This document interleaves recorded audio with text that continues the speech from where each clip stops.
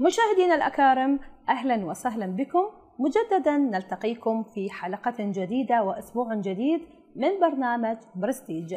سنكون معكم طيلة هذا الوقت مع ضيفتنا التي تخصصت بفن التصميم الداخلي، بالإضافة إلى كونها تشكيلية متميزة شاركت بالعديد من المعارض. تابعونا.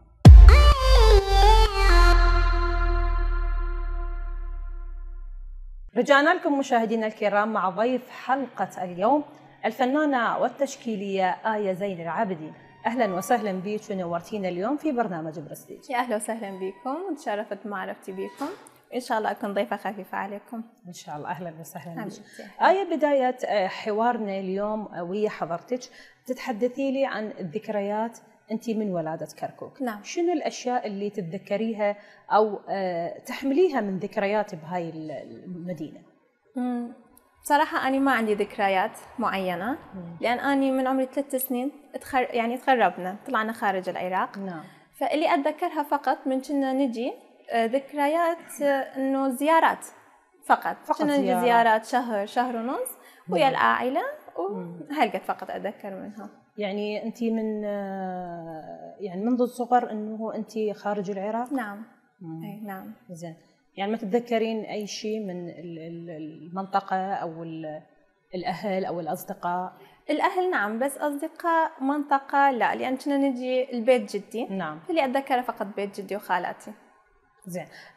آية، شنو اللي يمكن للمرأة العراقية أن تنجح في حقل الفن؟ بالنسبة لأي مرأة، مو فقط العراقية، أي مرأة إذا عندها موهبة خاصة تحاول تطور بيها. نعم. خاصة احنا عايشين بزمن انه لازم الانسان ينطي اهمية لمواهبه ويطور بيها ويكون عنده شغف انه ينمي هذا الشيء. يعني من يسوي هاي الموهبة يسويها بحب، حتى الناس من يشوفوها يشوفون انه فعلا الفنان او اي عمل اخر انه منجز عن طريق الحب وفعلا ابداع، حتى هم الراعي يحب يشوف هذا الشيء. نعم. نعم. زين. احنا يعني ما نقول بس الفنانة التشكيلية انه تبدع، لكن المرأة العراقية مثل ما حضرتش انه تبدع في كل المجالات. اكيد طبعا. نعم. زين. تشجيع الأسرة بالنسبة لآية، شلون كان بداية مشوارها؟ لكن هي بعيدا عن الفن باختصاصك حسب ما قلتي انت هندسة مدني. زين. نعم. حدثيني عن الهندسة وحدثيني عن الفن. الهندسة مدني يعني طبعا من الفن. خلينا نحكي أنا موهبتي بالفن مكتسبة، موروثة مو مكتسبة. نعم. لأنه أنا ما دارسة الفن، بس أنا وصغيرة كنت أحب إنه دائما أرسم. أكو أحد يعني الأهل عنده موهبة أو يحب الرسم أو يحب الفن؟ بأمي وأبوي أنا ما شايفة هذا الشيء. غير مواهب عدا الرسم، بس أنا كنت أحب الرسم. فيعني كنت طفلة ما تحب تلعب، ما تحب تتفرج تلفزيون، أوقاتي بس إلي رسم وحياتي الخاصة. فبس إحنا بمجتمع تدرين إذا الإنسان يكون ذكي ويكون عنده معدل عالي ما يخليه يدخل أي كلية اللي هو يحبها، إلا كليات يعني اختصاص عالي مثل الهندسة، طب، صيدلة. فأنا كمجتمع تقليدي دخلت الهندسة مدني. نعم. وكملت الهندسة وأخذت الشهادة، لكن وراها شفت إنه الهندسة المدني ما حبيتها بصراحة. بس هو الفن كان موجود منذ الصغر عند آية؟ أي نعم، كان موجود الفن. فأني حاولت أتجه إلى الهندسة المعمارية، الديكور. نعم. أخذت كورسات وعندي تصاميم داخلية. هسه حاليا الفن صار عندي شغف بالفن وأطور هذا الشيء. نعم. نعم. شنو الفرق بين المهنتين؟ المعماري والمدني. نعم. المعماري أكثر شغله أوفيس، يعني على الحاسبات، ديزاينات ومكتبة. عدا المدني يسموه مهندس موقع، يعني هو يكون مشرف على جميع مراحل البناء. وهذا الشيء أنا استصعبته بصراحة كابنية بين العمال وبين الحر والبارد. شفتها صعبة. نعم. ولهذا اتجهت للمعماري للديكور، إنه خلف الأوفيس اللابتوب. نعم. نعم. شلون تقدرين توازنين بين المهنتين، الهندسة والفن؟ أو أوقاتك يعني للفن وللهندسة؟ أنا أشوف الهندسة هم فن، يعني المجالين متشابهين. نعم. يعني إذا أنت فنانة بمجالك الهندسة حتكونين فنانة بغير أكيد مجالها. يعني المهنتين متشابهة. نعم. مو مثل ما قلت إن أنا مدني ما دا أشتغل مهندسة مواقع، لكن عندي تصاميم داخلية أسويها ما هلقت تاخذ مني، يعني بالبيت أحيانا أسوي. نعم. وكذلك الرسم بالليل. اوكي، حدثيني عن الفن، ومنو اللي خلى آية يشجعها بالفن وخلى هاي المواهب والمعارض الجميلة اللي حاليا انت تبدعين بها؟ أبويا من صغري كان يشجعني. نعم. كان يشوف مواهبي ورسوماتي. كان دائما يقول لي ضميهم للمستقبل. ايش قد كان عمرك وانت ترسمين؟ نقول بالابتدائية بلشت. نعم. من اكتشف الموهبة مالتك؟ نفسي. انت يعني اقصد الرسومات احد شافها مثلا من خلال يعني الدراسة، من خلال الأهل، من خلال فقط. المدرسين؟ الأهل فقط. بس أنا من يعني بلشت أسوي معارض. أول معرض إلي جاب نجاحات هواية. نعم. يعني خلال 5 أشهر من أول معرض أنا سويته لحد هسه عندي أشوف إقبال كلش حلو. فهالشي صار عندي تشجيع. نعم. سبب هذا الشيء. إذن الوالد كان هو سبب. نعم. شهرة بالنسبة للفن الآية. نعم. والدي وكذلك زوجي هم. حلو. نعم. لولا زوجي لا. ما شاء الله. هو هم كان دعم كلش كبير بالنسبة لي. شنو اللي يشجع آية بالفن؟ إقبال الناس على رسوماتي وعلى أفكاري. فسأبدأ أسوي مجموعة جديدة للمعرض الشخصي الثاني إن شاء الله. نعم. إن شاء الله راح نجيب نتائج كلش حلوة. وقتك إيش قد يعني يكون للفن؟ يعني بالنسبة للعائلة وبالنسبة للفن؟ من أنيم ابني بالليل. نعم. ورا الساعة 12-1. نعم. يعني تنجزين مهام البيت بعدين تبلشين بالفن ليلا. نعم. ليلا. لأنه الإنسان الرسام هو شخص كهف، إنسان كهف، والشمس تفقد القدرة على الرسم. فيعني أنت من ترسمين ما تردين هوسة، أصوات، مسؤوليات. نعم. أنت وأفكارك يعني الوقت اللي يناسب حضرتك هو الليل يعني. الليل. نعم. زين. ياهو الأكثر وقت ياخذ الفن أم العائلة من حضرتك؟ العائلة أكيد. زين. حدثينا عن الرسومات، المواضيع اللي حضرتك تختاريها من خلال الرسم. أول مجموعة طلعت بها مجموعة الحواء مع الزمن. نعم. وشفت إنه أنا أحب أخذ هذا الثيم، دائما أمثل الحواء برسوماتي. أكيد. إحنا حواء وآدم بعد إنه موضوع آخر، لأنه أنت بس تكتبين عن حواء لازم آدم وين راح؟ الآدم. أنا حواء. زين. إذا أنت تخلين نفسك بطلة بحكاياتك، كتاباتك، برسوماتك. نعم. راح تطلعين بإنجاز كلش حلو. فلأن أنا بدي أخلي نفسي بطلة لرسوماتي، فبدي أشوف بدي أطلع بأفكار كلش حلوة، فكرة ما تختلف عن الثانية. نعم. زين. أي المواضيع اللي حضرتش تختاريها شلون تكون؟ يعني من خلال صورة أو إيحاء أو مثلا فكرة أو موضوع تتناولي؟ إيحاء. وأكو فنان هم هو يعني استغرب من شاف أفكاري بالرسم، قال لي أنت فنان بدمج الفن، لأنه هو استغرب أنه مو أي رسومات تقليدية، لا. ورا ما دخلت للفن، ورا ما بديت أني أرسم، رحت قرأت على المدارس الفنية. نعم. شفت أنه أني لأي مدرسة أنتمي. فشفت نفسي ورسوماتي وأفكاري أنها تنتمي للمدرسة السريالية. نعم. وهي أحلى مدرسة. حلو. شنو كانت مواضيعها، بحيث كانت مواضيعك يعني تتناسب ويا السريالية؟ مواضيع غريبة، يعني فكرة غريبة. يعني لوحتي أني مو لوحة عادية تقليدية. نعم. إنه أول ما تشوفيها تعرفين شنو الموضوع. يحتاج إنه تفكرين مثل اللغز. نعم. يعني حضرتك أنت كانت مواضيعك مختصة بك، لكن خليتيها في السريالية كانت متشابهة بالمواضيع تقريبا. نعم. يعني هي مو أقول إن من تشوفين اللوحة أنت حتحتارين، وكل شخص أنت حبيتي تعرفين الانتماء إلى أين تنتمين إلى أي مدرسة. نعم.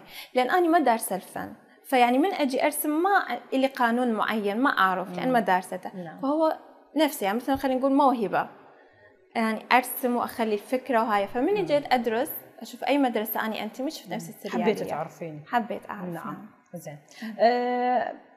التشجيع كان يعني سبب النجاح يعني الأسرة أم المدرسة؟ المدرسة. أي نعم. نعم.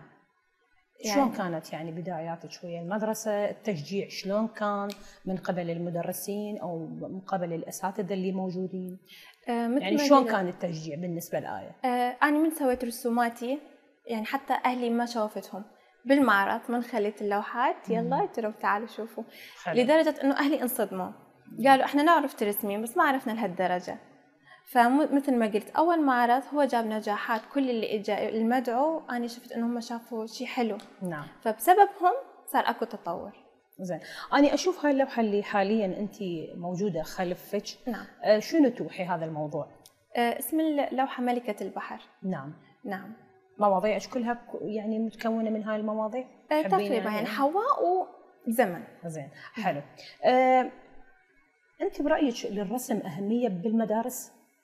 موضوع يعني مهم خصوصا بمدارسنا حاليا إيه، بس بزماننا إحنا لا.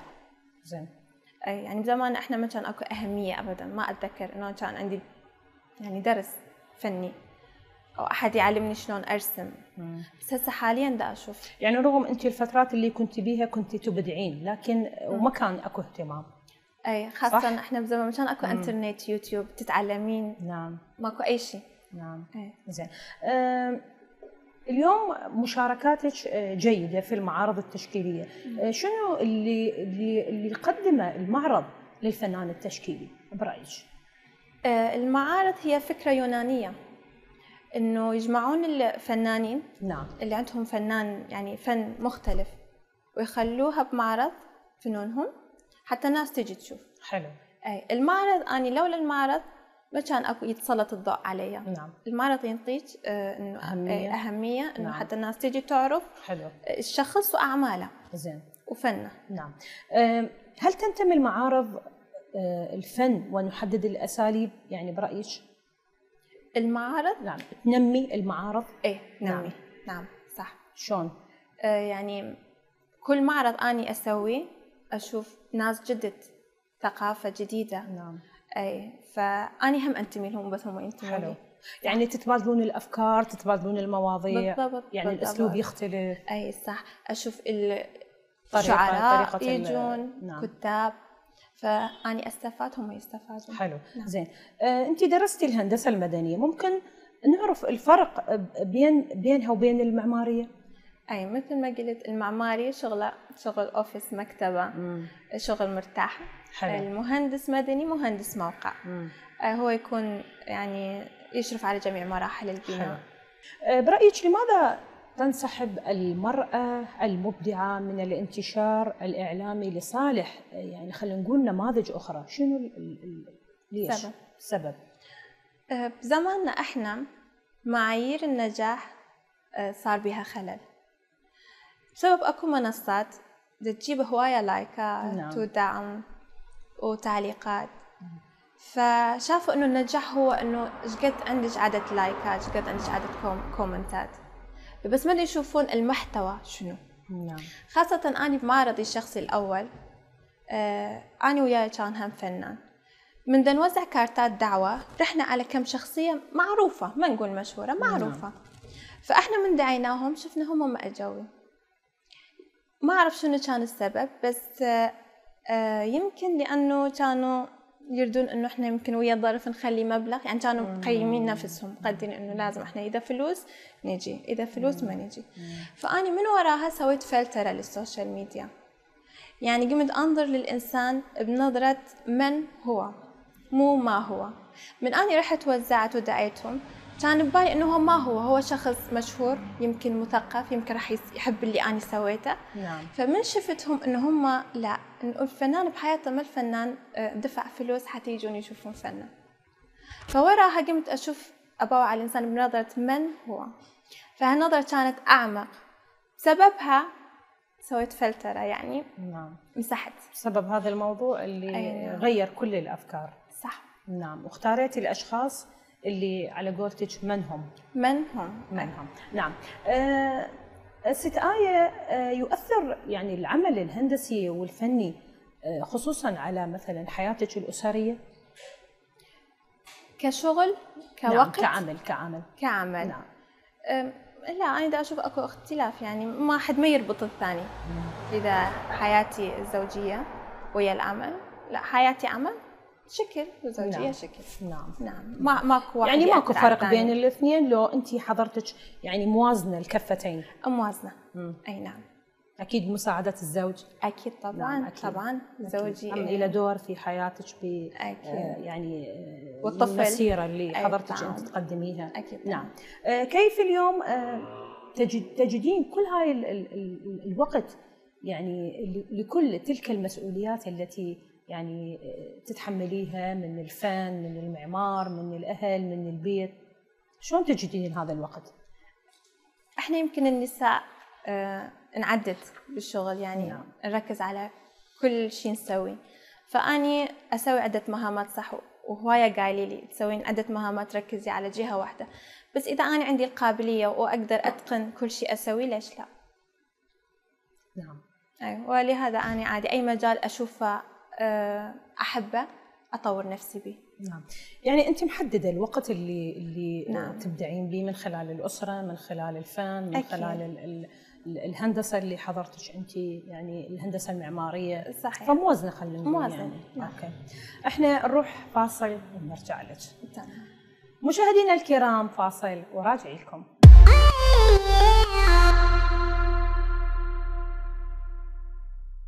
رجعنا لكم مشاهدينا الكرام مع ضيف حلقة اليوم الفنانة والتشكيلية آية زين العابدين.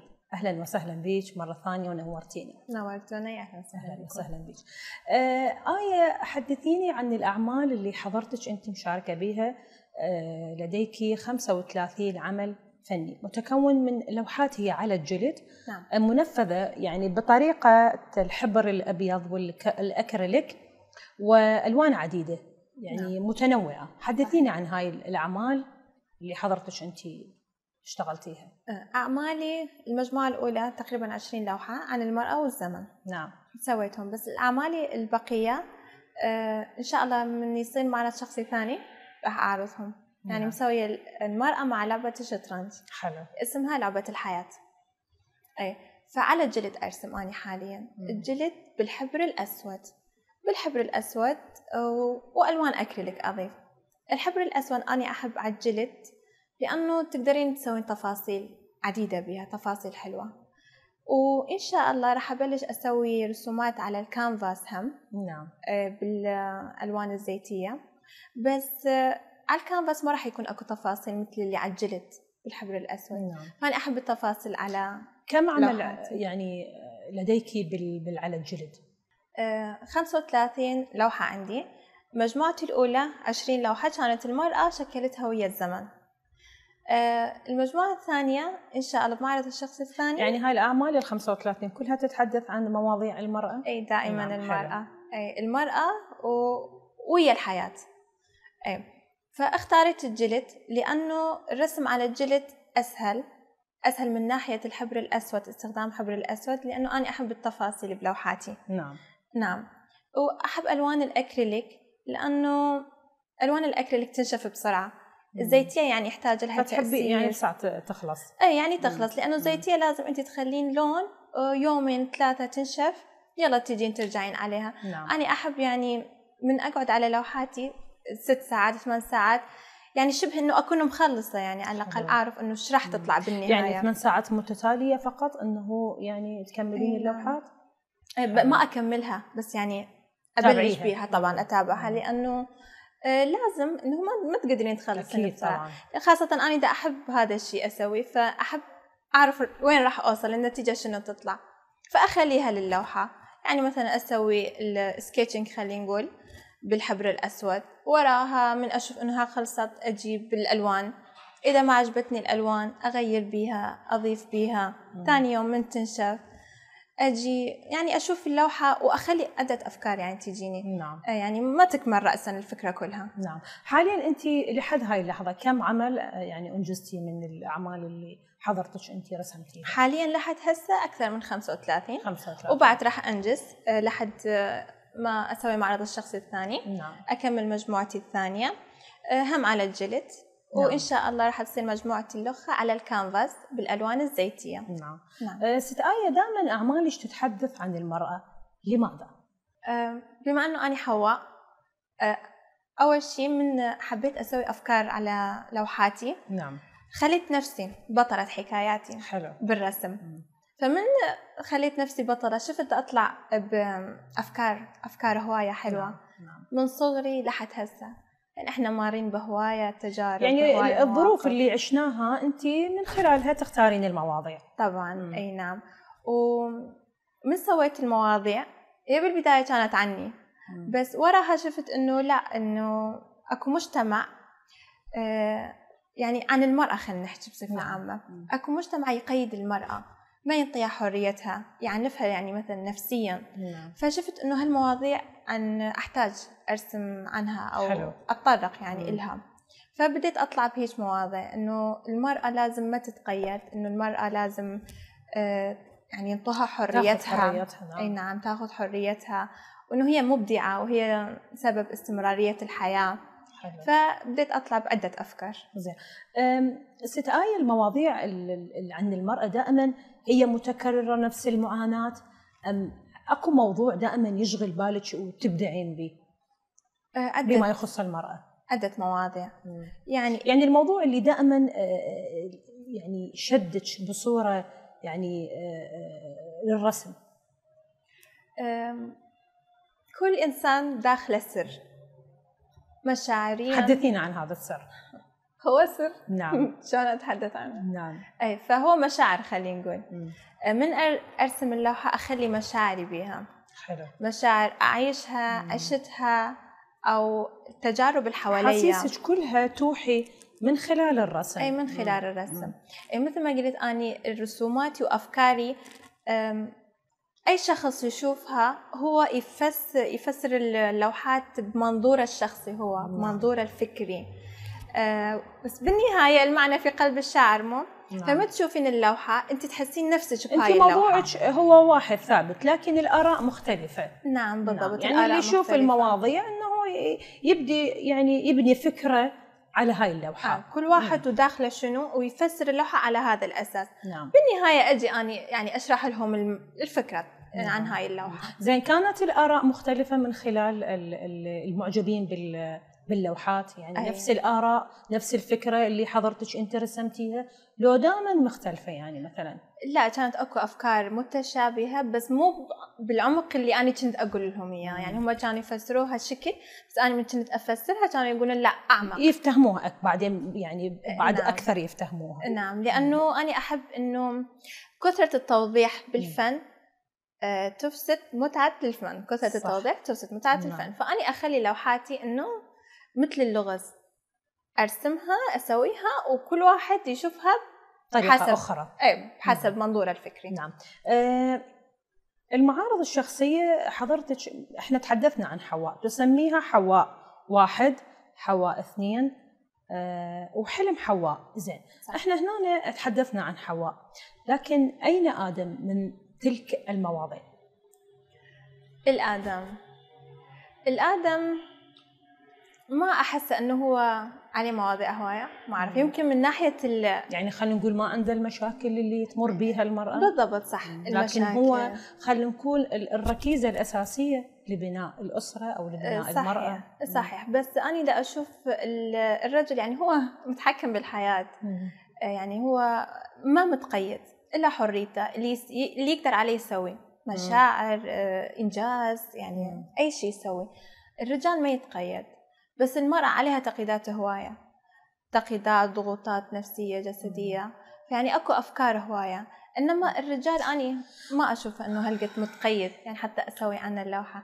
هو انطلب مني بصراحة عن العنف ضد الرجل، بس يعني أنا شفت أنه الرجل إذا ما يتعنف من قبل أهله أسرته، ما يكون متقيد من قبل أسرته، المجتمع منطيته حريته، يعني ما يتقيد. زين، احنا من خلال المواضيع اللي انت حضرتك تبنيها وتبنين افكارها عن حواء، اكو كان اختلاف يعني عند آدم من خلال المواضيع اللي طرحتيها؟ يعني هم اكو تناقض انه ليش انت ما رسمتي عن ادم، ليش فقط انه رسمتي عن حواء؟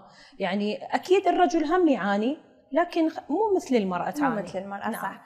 اي كانوا يقولوا لي وين الرجل وليش ما رسم الرجل، انه خصوصا الزوج اكيد يعني كان يعني هم إلى دور بهذا الموضوع. بس زوجي ما سألني لحد هسه انه ليش يعني ما ترسمين الرجل، بس مو انطلب مني بصراحه. يعني اكو صحفيين طلبوا مني انه اسوي لهم لوحات خاصه عن العنف ضد الرجل. نعم. شنو كانت الافكار اللي تخص ادم؟ الافكار اللي تخص ادم انا حاليا ما مسويه، بس الافكار بدها تجيني يعني. نعم. مثل ما قلت الرجال الشيء الوحيد اللي قيده أسرته، خاصة الرجال اللي يكون محافظ، يكون متدين، إنه ما يكسر كلمة الأهل، إذا يقيدوه خلاص هو يتقيد يعني كلمة الأهل. بس العفو فقط هاي المواضيع، بعد مواضيع أخرى مواضيع تخص أخرى معاناته؟ أكو أكيد معاناة، بس يحتاج إنه لازم تفكير وحوار ويا رجل. نعم أكيد. زين. بالإضافة إلى عملك الفني أيضا لديك خبرة في السياحة والمحاسبة وشركات الطيران. زين. والحصول على الفيزا طبعا، ما الذي أضافت هذه لك المهن رغم أنك فنانة ومهندسة معمارية؟ يمكن خبرة عمل، خبرة صارت عندي يعني خبرة بعدة مجالات. نعم. هو عمل هذا يعني خاص، ما إلى داعي يعني مواضيعك، يعني هاي الأعمال الحرة خلينا نقول عليها. لا هو يعني عمل ويا شركات، كانت شركات معروفة، يعني كموظفة اعتيادية كنت وياهم. تعرفت على ناس وشلون أتعامل ويا الناس والشغل شلون يمشي، خاصة بالقنصلية وفيز وسفر. نعم. بس أنا شفت الموظفة، أنت تكونين موظفة، أنت حبيتي يعني تشاركين بهاي المهن، يعني حبيتي تعرفين الطريقة تستفادين من عندها. نعم. بالخبرات يعني لو فقط بس مجرد يعني. لا هو أول ما تخرجت من الكلية اللي هو قدامي شنو لازم أكون موظفة. نعم. حتى أفوت على مجال العمل وأفتهم والناس يعني تأخذ خبرة من مجال العمل. نعم. فبدأت كموظفة في عدة شركات. نعم. بس وراها آخر شيء قلت إنه من أكون موظفة أنا ما ضايفة شيء لحياتي، مو هو إنجاز حقيقي إنه تكونين موظفة وتشتغلين لصالح شخص أو شركة. فشفت إنه لازم أني أركز على نفسي فقط، إنه أطور شيء، خاصة عندي عدة مواهب، إنه أريد التركيز إنه يكون على هالمواهب. يعني حبيت إنه تتسلط علي الأضواء كشيء أني عندي موهبة به، إنجازاتي يعني الخاصة. قصدك الرسم الرسم ومثل ما قلت التصاميم الداخلية كلها. نعم. لكن هاي مجرد معرفة حتى يعني تتعرفين عليه بداية تخرجك، دخلتي بهاي المحاسبة وشركة الطيران. نعم. حتى تكون عندي خبرة عمل. نعم. أوكي. زين. يتبقى لديك وقت لاهتمام أخرى أو هوايات غير الرسم؟ هوايات غير الرسم، نعم. هسه أنا آخر شيء قرأت دبلوم جرافيك ديزاين. يعني هو مثل الفوتوشوب ومونتاج فيديوهات. حلو. يعني شفت نفسي دا أحب هذا المجال. هم أخذت الشهادة وهسه إن شاء الله راح أبلش أعمل به ويا تيم مختص بهذا المجال. فمثل ما أشوف إنه هذا نفسي الحقيقية، يعني هاي نفسي الحقيقية اللي بهذا بديت أفوت بمجالات أشوف نفسي بيها. حلو. فهسه دا أحس إنه دا أعيش نفسي الحقيقية. نعم. بالوقت الحاضر يعني هل لديك معارض إنه تشاركين بها من خلال اللوحات اللي حضرتك أنت يعني راسمتها، أو حاليا أكو مواضيع أخرى بتبدأين برسمها؟ أي نعم، أكو مواضيع خلصت العدد طبعا. هم عن المرأة، بس مع لعبة شطرنج. نعم. اختاريت لعبة الشطرنج لأنها لعبة ذكاء، لعبة الحياة. فهاي المجموعة راح تكون إلا معرض شخصي ثاني، يعني خصوصي، يعني معرض خصوصي إلي، يعني حتى الناس يجون يشوفون المجموعة الثانية اللي تتطلب مني. ورا الصيف إن شاء الله من يبدي الجو يخف راح نسوي معارض أخرى، بس أكيد هي هالفترة راح تكون، بس راح أشارك بمجموعتي القديمة مو الجديدة. حلو. نعم. اليوم كلمة أخيرة تحبين اليوم توجهيها من خلال برنامج برستيج للمرأة، شنو اليوم تقولي لها؟ للمرأة، كل شخص له هواية، كل شخص له رغبة بشيء، نعم، له شغفه الخاص. فكل إنسان لازم يتبع هذا الشغف، يعني يسلط الضوء شوي على نفسه هم. حلو. وينمي أشياء هو يحبها، خاصة إحنا عايشين بزمن إنه السوشيال ميديا تقدرين أنت شيء خاص إليش تنتجين، اليوم تسوين شلون إنجاز تشجعيها من خلال الأفكار اللي عندها، اللي تقدر من خلال يعني تنطي لنفسها مواضيع أو حرية كافية حتى تصعد إلى مراحل متقدمة؟ أول شيء تشوف نفسها شنو دا تحب وتنطي الأهمية لهذا الموضوع. يعني يا ريت تكون مواضيع فعلا مهمة للمجتمع، يعني حتى الواحد من يجي يشوفها إنه يحس إنه هو هم دا يستفاد. نعم. أي وتحب هذا الشيء، يعني تخلي كل حبها بالشغل اللي تسويه. حلو. أي فيعني بدون خجل، بدون إنه لا تتقيد، لأنه السوشيال ميديا إحنا خلص بالبيت نقدر نستخدمه، نقدر نسوي لنا صفحات. يعني خلينا نقول تواجه كل الظروف اللي توقف عثرة في طريق المرأة من خلال الأفكار. من خلال الأفكار. نعم. أو بشرط الأفكار يعني لازم تكون صحيحة. احنا عندنا دائما المرأة هي يعني مقاتلة، تتحدى كل الظروف خصوصا بالوقت الحاضر، وتبدي تبدع بكل مجالها من خلال الفن أو مواضيع أخرى. صح. الله أنت قابلية للمرأة إنه هي تقدر تسوي أكثر من شيء بلحظة واحدة. نعم. فأنا أشوف المرأة يعني لها مواهب هواية. أبسط شيء يعني مثلا الوحدة إذا تحب تطبخ تقدر إنه بهذا المجال هي تبدع به، تسوي لها صفحة خاصة، تسوي لها شغل خاص. حلو. أي فكل واحد شغفه وحبه هوايته ينمي بها. نعم. زين. برستيج الفنانة التشكيلية آية. نعم. ما هو برستيجك؟ برستيج البرستيج يعني شخصية. كتاب الهدوء للكاتبة سوزان كين كانت تقول الشخصية لها نوعين، الكاركتر والبرسوناليتي. نعم. يعني الشخصية، الكاركتر اللي احنا الحقيقيين، اللي انت نفسك الحقيقية، شلون تتصرفين ويا نفسك، طريقة لبسك، أكلك، نومك. نعم. والشخصية هي القناع اللي احنا انفرضت علينا حتى نتحلى بيها نقدر نتعايش مع المجتمع. بالنسبة إلي الكاركتر مالتي وشخصيتي هي واحدة. أنا ما أسعى للمثالية، لكن أتقن كل شيء أسويه. المثالية تسوين المثالية لأنه بسبب شخص منتظرة مدح، منتظرة آراء، منتظرة فتشي. نعم. لكن الاتقان بالعمل يعني إخلاصك بالعمل. أنا صحيح موجودة على السوشيال ميديا، بس أنا حياتي الخاصة إلي، وأتقن أي مجال أسويه ما أنشره لأن ما أنتظر المدح أو فتشي.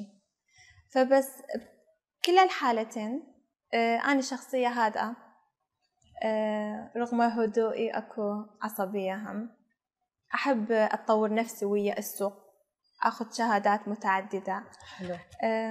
أتقن أي شيء أسويه كأم، كزوجة، كمرأة عاملة، أتقن مجالاتي. حلو. نعم.